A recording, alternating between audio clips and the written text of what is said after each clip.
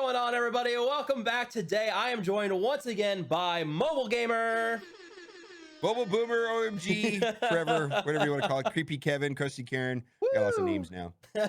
so many names for you now. But I know, right? I'm I know. I'm gonna have as many names as Riff Raff someday. I promise you.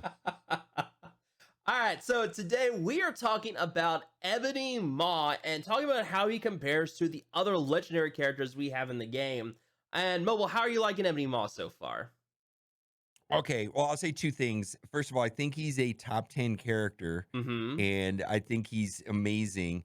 And we could make a debate about Shuri and Ebony Maw and Minerva. Which Invisible One, which one's better. But the real problem, I think, with all these legendary characters and just the entire game in general right now is that the huge stat boost that occurs between 13 and 14 Mm-hmm. is crazy. And do you want me to talk about that? Because I think that's the biggest problem that everybody's Yeah. having right now Yeah, I is mean, that let's I'll pull up. I've got MSFGG pulled up too. So, yeah, I mean, we'll talk about that. Like okay. the difference between resistance and focus between 13 and 14 is just nuts.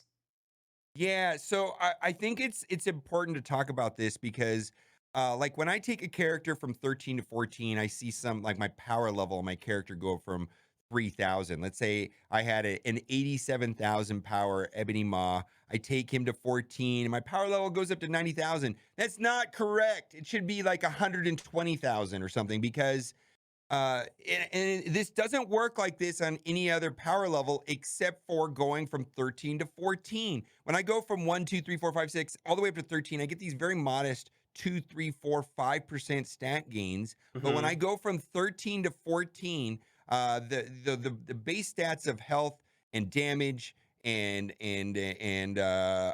armor, those stats go up like by 20%, but the focus and the resistance go up 50% Yeah. going from 13 to 14, and the aggregate amount of stat increase is like 30%.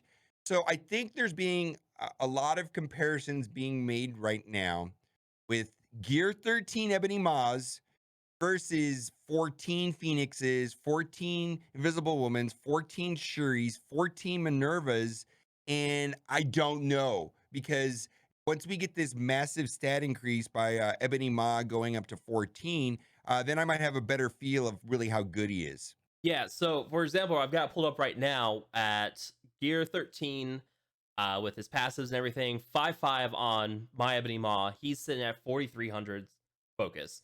So if I tell this to go to Gear 14, that goes from 4,300 up to 6,900. That's a All right. ginormous increase. Yeah, and on mine, which is a 5 red star, 6 gold star, it goes from 6,000 where I'm at right now at 13 and a half. I'm halfway to 14, right? I'm at Hmm. 13 and a half right now. When I go to 14, his focus goes from 6,000 to 9,000. It's bonkers. Yeah, Absolutely bonkers. It's bonkers. yeah. And so Phoenix is not getting ability box. Well, that won't happen anymore. The offense down not landing, well, that won't happen anymore. It's night and day. And so I think a lot of the discussion that's been had is like, it's like, well, are you running all 14s right now? And a lot of people aren't. It takes so much work to get to 14. It's crazy. It really is. Yeah. Yeah, that's one of the unfortunate things, but I mean, I have to say when I'm going against like tier 13 Phoenixes and stuff like that, I mean, I'm applying ability block pretty often, but tier 14 I just don't have a chance.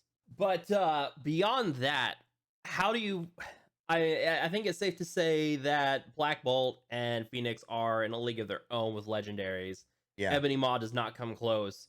But No. I think it's safe to put him in the range of like Invisible Woman, Shuri, somewhere like middle of the pack legendaries.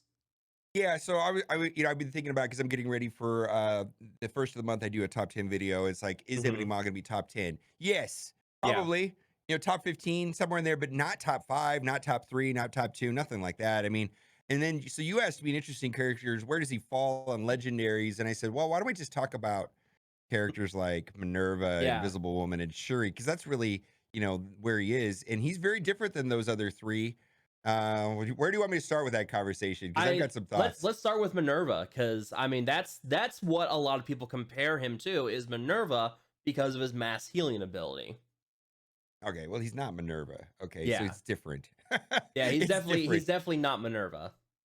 He's not Minerva. Okay, Minerva's just pound for pound a way better healer. It's her Yeah. passive when they die is just 9 day. Now, if you want to compare her ultimate, it's still he's not. It's not the same. Yeah. She's just a better healer. Now, where Minerva and Ebony Maw overlap, and it becomes very interesting, is when you run both of them. Oh, And then man, that is that becomes an really interesting fun. conversation. Yeah, that becomes an interesting conversation in U7, Dark Dimension 3. All the people that are putting up monster numbers in Dark Dimension 3 inside of the cosmic nodes are running both. Mhm. And he definitely complements her and the U7 team I've been running with Thanos and Black Bolt and Minerva, and then a fifth to be determined. I'm still testing out a fifth. I've tried a bunch of different characters, but I think Shuri's probably the right slot, the right choice there in the fifth slot. But it works well. They work well together. But no, he does not heal the same as Minerva. But he does other things like give defense up and apply offense down, which Yeah. is amazing. Defense up is amazing. It really is.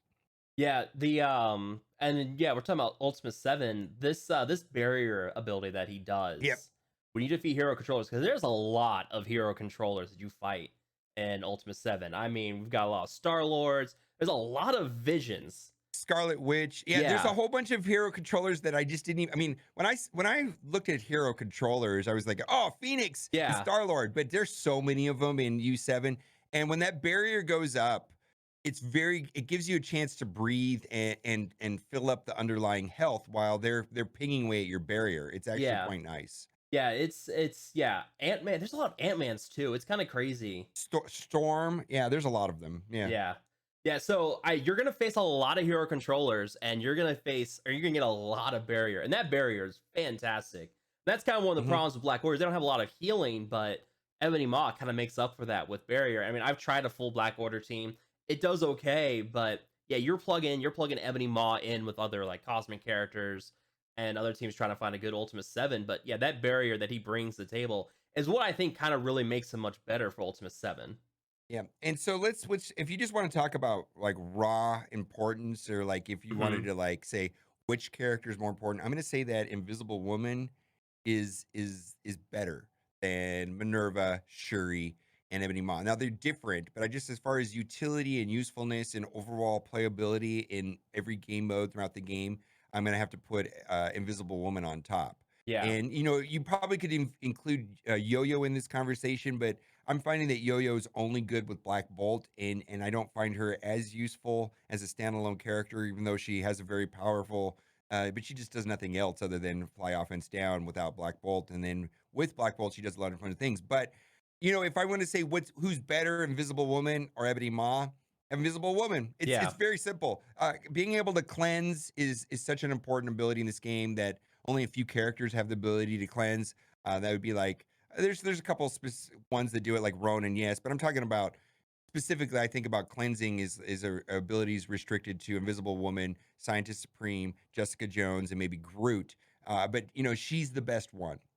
She's Yeah. the best one that does that, and that's such an important ability. I would have loved it if Ebony Maw had that. I mean, then I wouldn't even have flinched about this conversation if Ebony Maw had the ability to cleanse the team of negative effects or flip them. That would have been amazing. But he doesn't, so that's fine. But if we start talking about Shuri, that's a different conversation. He actually, in my opinion, feels the closest to Shuri as far as his kit and what he does. Hmm. What are your thoughts about Shuri, Invisible Woman? I don't have Invisible Woman, unfortunately. I cannot wait for her because once the event comes back around, I'll have her. But I use Shuri every day and raids and everything else. I love using Shuri. I She's just great. I mean, yeah, Yeah. there's nothing more to say than she's awesome. I'd say Yeah, so she's like the best healer in the game. yeah, she's definitely, and it's a different kind of heal. Hmm. As long as your team doesn't have heal block, Shuri seems to heal at the right place at the right time, and it's Right. fantastic. And Ebony Maw's heal is amazing. Sure, let's say in Dark Dimension 3, but even in U7, it's okay. And what I'm finding is, well, the term meter removal, especially when he's paired up with Thanos, is very helpful. putting the slow out, very helpful. Putting out the offense down, very helpful. Applying the offense up. Like, dude, this is a good character, but it's like he's so different. And I think where Shuri shines specifically in raids is that d- deflect is like a like a hard to explain ability, right? And Yeah. she applies deflect to allies when they drop below 50%. And deflect is like a bad version of defense up. Which, because I don't want to get into too like the complicated mechanics. Let's just call it a baby defense up. But the cool thing about it is that it stacks. It Right. stacks with defense up, and so that's the beauty of having deflect plus defense up is that it stacks. And Hmm. so being able to, because they do very similar things. Deflect is a one-off. It works one time, and it's not as powerful as defense up. But them together, I don't know. It's kind of a weird thing. I think he's a top 10 character, but boy, he didn't knock it out of the park. He's not Black Bolt. He's Yeah. not Phoenix. I don't even. He's not even the Invisible Woman, but he's cool. He's like Minerva. He's like Shuri. Sure, I get it. I like him. Yeah. I'm gonna use him everywhere. He's fantastic. It's a great team. Yeah. I mean, you have to say, I'd say like the worst legendary we have is Iron Man. Well, Uh, yeah, I do. Well, of yeah. course, yeah. Then Iron Man, and Blech. like, yeah. Yeah, poor Iron Man. Hey, maybe Ironheart will somehow. I doubt it, but you never know. But yeah, I mean, he's miles better than Iron Man. Star Lord falls off in like Endgame stuff, and that's where Ebony Maw kind of picks things up. And then Nick Fury and Mhm. Magneto, I mean, they have their niches, but I mean, Ebony Maw just kind of excels in more areas than those characters. So that's why I would put him higher. But yeah, Shuri and Mhm. Ebony Maw, I could put them as like fourth and fifth on the legendary ranks without and not really feel conflicted about that. Right, and we're ranting and raving about how awesome Black Bolt is, and he is amazing, by the way. But if we think about characters that scale well over time, Yeah. so then we start talking about Phoenix probably will scale well over time, Minerva's going to scale well over time. Ebony Maw's character is going to scale well over time because he's his value is based off of his kit, Hmm. and his kit is going to scale well over time. Where maybe Black Bolt won't. Maybe Yeah. Captain Marvel won't, because it's just straight raw numbers and damage and brute force. And as their power creep goes on, some characters going to scale better than others. I see Ebony Maw being a character that'll scale, better over a year than even Black Bolt. Yeah, I do have that concern from time to time with Black Bolt, but the one thing I think that could always make him relevant what it Yeah, will that's be amazing right his there. burp and then the applying disrupted to clear three positive effects on the summoner. Yeah, I think his passive is what's gonna carry him for a long time. Because yeah, right, it depends on what we see in the future. Like we God forbid we get level 80 cap increase and then right. tier So 15, God help us if that ever happens. So what I'm seeing is, how like Ultra basically Black Bolt came in and Ultron fell off a little bit, right? Yeah. Because Black Bolt's kit kind of ruins Ultron, the disrupted and the burps and all the stuff that happens and not being able to regenerate. You don't have Black Bolt as an option in a full Black Order team, and Yeah. Ultron is actually a pretty good counter to Order. Like, because you're not going to have Black Bolt as an option. It's Hmm. like, oh yeah, Ultron is still really good when Black Bolt is not a factor. Yeah, I saw Ultron's your really video. good. I saw your Yeah. video with X-Men and Ultron. I was just like, "Oh, Yeah. why would you make that video? Why would you do that? Let me enjoy Yeah. my team Well, for one day." oh, I know. Sorry. Yeah. A lot of people are pissed about that. Like, even my lights is like, man, can you put that video out after the Lights War started? Well, and then what happened is we didn't see Black Bolt. We didn't see Black Order on defense. Everybody saved it for offense because, what do you do against mercenaries? They're still crazy, right? And Yeah. until we get Ironheart up and running, yeah. Anyways, the meta is changing and it's interesting. That's for sure. Yeah. Yeah, it's going to be interesting to see how things pan out. I think once we get more tier 14s, people are going to warm up to Ebony Maw. I mean, I'm pretty high on him. Your what would you say your excitement level on Ebony Maw is? Um, I was more excited when I saw the kit than I am now today. I think what disappointed me a little bit is two things. Mhm. One, the heal is fine, and some people say it's fine. It just seems weak to me. Yeah, And it's the second, and secondly, the idea that the ability blocking Phoenix is fine, but really the thing about Phoenix is her ultimate, and it doesn't do anything to prevent the ultimate. The ultimate goes off and Phoenix just wrecks things. And Yeah. if it was a 2-turn ability block, that would basically make Phoenix irrelevant or what I don't know what the right word is, but just Yeah. not important, right? And it's like, well, okay, fine. So Dark Phoenix is summoned. She can't do her middle ability. So what? I mean, that's a nice ability, but so what? Yeah, She still people does her ultimate, and then that's when you lose all your positive effects, and she wipes out your team, and then Black Bolt burps what's left over, and it's yeah. over. I mean, it's kind of a scary thing if Phoenix goes off without offense down, and and I guess those things right there is just that he didn't really counter Phoenix, which is fine. It's just the ability block is good, but it doesn't really stop Phoenix from doing what she does best, which is her ultimate in the Dark Phoenix form. Yeah, I think people were expecting her. I think people were expecting Ebony Maw to beat a Phoenix what Black Bolt is to Ultron. But- It's not really there. Although Yeah. I mean, I do see Ebony Maw in defense, and I put Oh Ebony Maw in yeah. defense on my arena, and I've definitely cloned, like I cloned Phoenixes, and I have 2 Phoenixes on the board, and Ebony Maw ruined my day. And Yeah. so now so now I mean, my primary target has been to kill Ebony Maw even before Mr. Sinister in arena. So he's good. I don't know. He's just it's just I guess my expectations is what did I want Yeah. from Ebony Maw. It's just like, well, he's fine. He's good. The Black Order team's amazing. It's great. It's just, but it's not Black Bolt.